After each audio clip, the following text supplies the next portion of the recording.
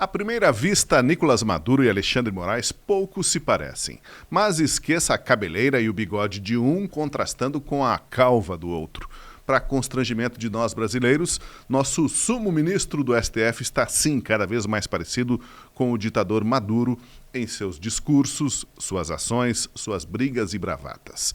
Quis o destino que esses dois atores protagonizassem simultaneamente uma sessão pastelão na América do Sul. Em cartaz, os salvadores do Estado Democrático de Direito, estrelando Sancho Panza Maduro e El Xerifão Moraes. Olhando para um e para o outro, o que se vê são pessoas obcecadas em dar ordens e controlar tudo ao redor, sem contestações. A começar pela obstinação em calar as redes sociais. Maduro, assim como Moraes e Lula do lado de cá, quer regulamentar as redes sociais para que não sejam mais um espaço para livre manifestação do pensamento e de críticas às instituições. Após perder as eleições, Maduro escondeu as atas do pleito e recomendou à população para deixar de usar o WhatsApp. Ainda impôs uma mordaça de 10 dias ao Twitter, acusando a rede de tentar um golpe de Estado cibernético, fascista e criminoso.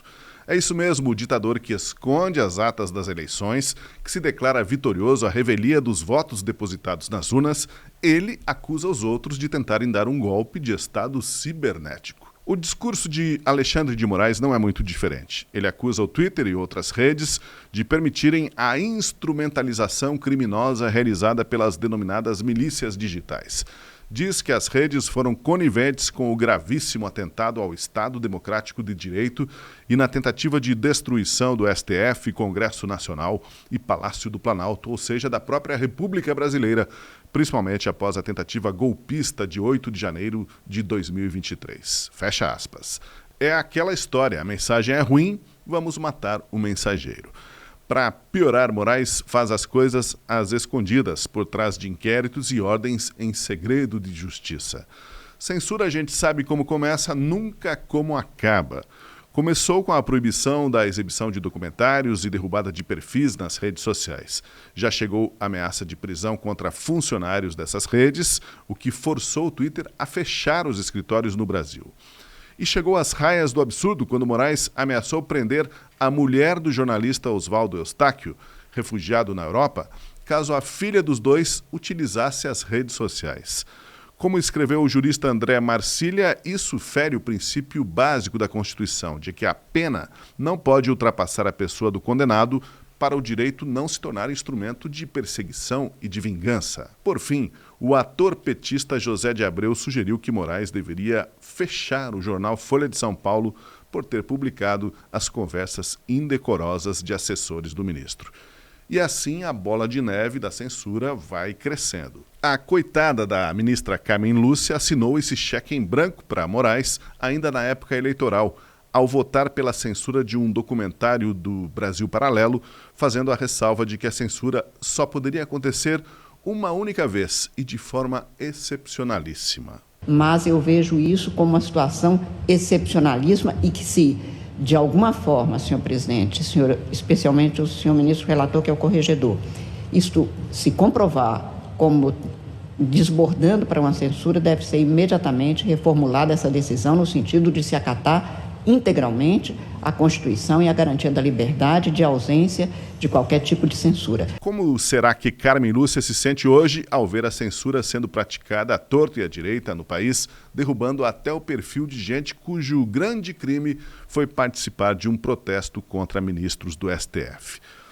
Moraes ficou um tanto ainda mais parecido com Maduro nesta semana, em novos trechos de conversas de seus assessores publicados no jornal Folha de São Paulo. O poderoso ministro tinha uma espécie de polícia própria no TSE que agia sem nenhuma transparência. Mesmo após as eleições, o tal de órgão de combate à desinformação do Tribunal Superior Eleitoral foi acionado para identificar e derrubar perfis de pessoas que se mobilizavam para protestar contra ministros do Supremo em Nova York, com a desculpa de que era preciso proteger a democracia. Só precisaria saber a fundamentação a ser usada pelo TSE, questionou um dos assessores de Moraes, ciente de que não havia base jurídica para o tribunal bloquear pessoas somente pela intenção de participarem de um protesto fora do período eleitoral em outro país. Um dos assessores questionou também a intenção de bloquear o perfil do cantor gospel Davi Sasser. Tudo o que o Davi fez, supostamente de criminoso, foi retuitar uma publicação sobre o protesto contra Moraes. Doutor Ayrton, não sei se é uma boa ir para cima do Davi Sasser. Esse cara é o cantor gospel mais famoso, é influente, vai revelar católicos e evangélicos, como também outros cantores. Não seria melhor esperar um pouco? A bruxa não tem esse bom senso, é totalmente partidária, sem pensar nas consequências. Opa, é isso mesmo? O assessor chamou o próprio ministro de bruxa? Em seguida, o juiz Ayrton Vieira, braço direito de Moraes, bateu o martelo. O problema é que foi o ministro quem passou. Depois recebi pelo deputado Frota. Paciência, vamos em frente. A bruxa, seja quem for, como disse o assessor, não tem bom senso, é totalmente partidária e não pensa nas consequências. O problema para nós brasileiros é que essa bruxa, seja quem for, está solta e com poder de dar ordens questionáveis e exigir seu cumprimento, como confessaram os assessores.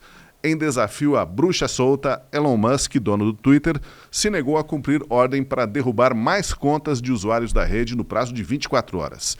E expôs a intimação de Moraes, feita de forma secreta, ameaçando de prisão a diretora da empresa no Brasil, caso não cumprisse suas determinações. Elon Musk fez bem em fechar o escritório no Brasil, em expor Moraes e não cumprir as ordens ilegais. E isso está numa decisão do ministro Maurício Correia, do STF, de 96, relembrada pelo ex-deputado federal constituinte Roberto Freire no Twitter. Ninguém é obrigado a cumprir ordem ilegal ou a ela se submeter, ainda que emanada de autoridade judicial, mas é dever de cidadania opor-se à ordem ilegal. Caso contrário, nega-se o Estado de Direito. Justamente o contrário do que hoje pratica o ministro plenipotenciário Alexandre de Moraes. Justamente o contrário.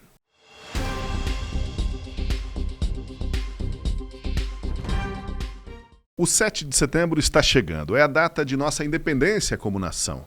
A Gazeta do Povo está comprometida em construir um país melhor, com mais liberdade. E o 7 de setembro tem muito a ver com a missão da Gazeta, de despertar essa vontade de irmos mais longe como país. São os assinantes que põem a Gazeta do Povo em um lugar de destaque e garantem que ela não se cale.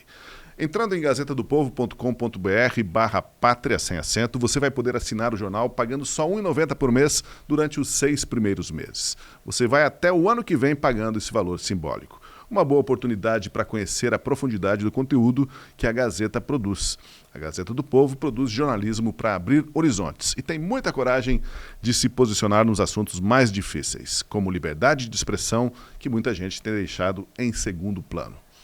Então, o link está no QR Code na tela e também na descrição do vídeo. Se você quiser entrar direto, é gazetadopovo.com.br/pátria sem acento. Só R$ 1,90 por mês nos 6 primeiros meses. Aproveite!